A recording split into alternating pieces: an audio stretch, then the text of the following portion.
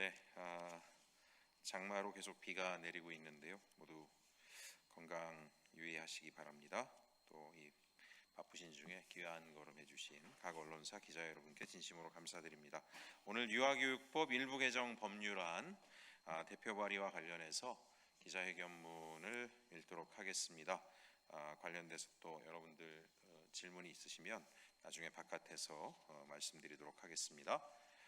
존경하는 국민 여러분, 그리고 언론인 여러분, 저는 오늘 유아교육법 일부 개정 법률안을 대표 발의했습니다. 이 법안은 단순히 유치원의 인력 운영을 개선하는 법이 아닙니다.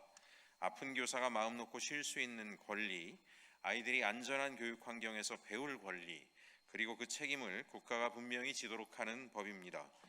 최근 우리 사회는 너무나 안타까운 사건을 마주했습니다.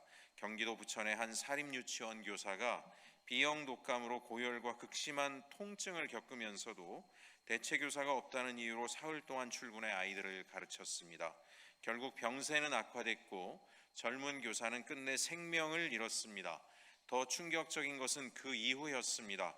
해당 유치원 원장은 교사가 이미 의식을 잃고 중환자실에 있던 시점에 사직서를 위조해 제출하며 책임을 회피하려 했고 교육당국은 이에 대해 중징계를 요구했습니다.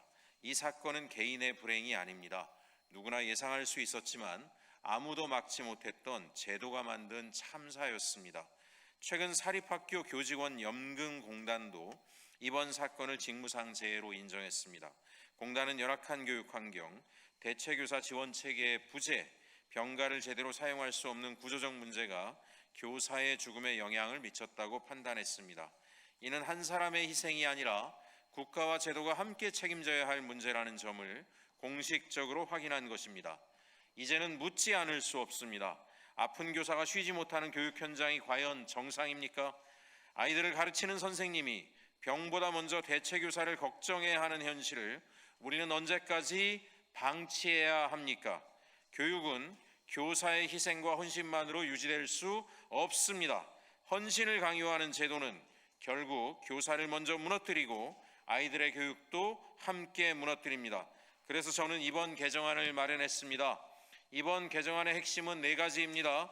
첫째, 교직원의 병가와 휴가로 업무 공백이 발생하면 반드시 대체 인력을 배치하도록 했습니다. 교사가 아프면 반드시 누군가가 교실을 지키는 것이 상식이 되도록 하겠습니다. 둘째, 원장이 정당한 사유 없이 병가 사용을 막거나 질병이나 감염병 상태에서도 계속 근무를 강요하지 못하도록 했습니다. 또한 병가로 공백이 발생하면 24시간 이내에 대체 인력이 배치되도록 의무를 부여했습니다. 더 이상 대체 교사가 없으니 버텨달라 이런 말로 교사의 희생을 강요할 수 없도록 하겠습니다. 셋째, 교육부와 교육청이 대체 인력을 상시 확보하고 신속하게 지원하는 체계를 구축하도록 했습니다. 병가와 대체 인력 문제를 교사 개인이나 유치원에 떠넘기는 것이 아니라 국가가 책임지는 체계로 바꾸자는 것입니다. 넷째, 병가 보장과 운영 실태를 점검하고 시정명령을 이행하지 않는 유치원에는 재정지원 제한 등 실효성 있는 제재를 할 수 있도록 했습니다.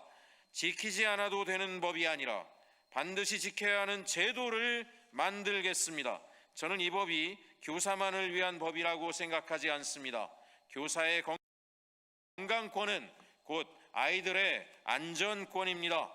교사가 건강해야 아이들이 안전한 환경에서 배우고 성장할 수 있습니다. 교사의 건강권은 교육의 질이고 교육의 질은 우리 아이들의 미래입니다.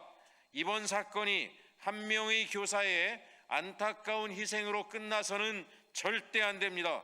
같은 이유로 또 다른 교사가 쓰러지고 또 다른 아이들이 불안한 교육 환경에 놓이는 일은 반드시 막아야 합니다. 교육권장은 더 이상 헌신에 기대어 유지되는 곳이 아니라 제도가 사람을 지키는 곳이어야 합니다. 저는 앞으로도 교사의 건강권과 노동권을 보호하고 아이들이 더욱 안전한 교육 환경에서 성장할 수 있도록 필요한 입법을 계속 이어가겠습니다. 다시는 아픈 교사가 쉬지 못해 생명을 잃는 일이 없도록, 다시는 대체 교사가 없어 병가를 포기하는 일이 없도록 국회가 법과 제도로 반드시 막겠습니다.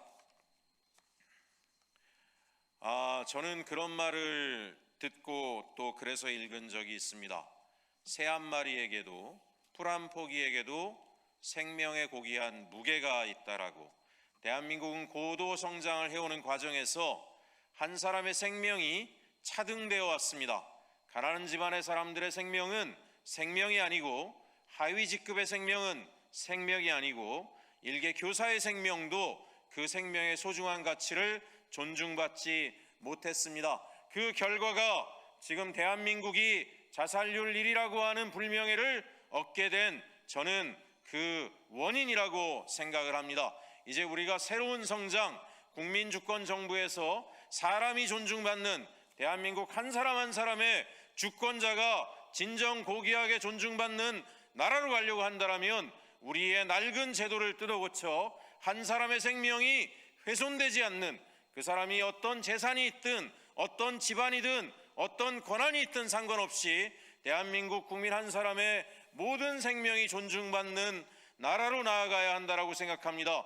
하물며 대한민국의 미래 세대를 키우는 교사들이 아파도 쉬지 못한다라고 하는 이 현실은 교육당국이 반드시 신속하게 그리고 완벽하게 해결할 수 있도록 강력하게 촉구하고 법 개정을 추진하도록 하겠습니다.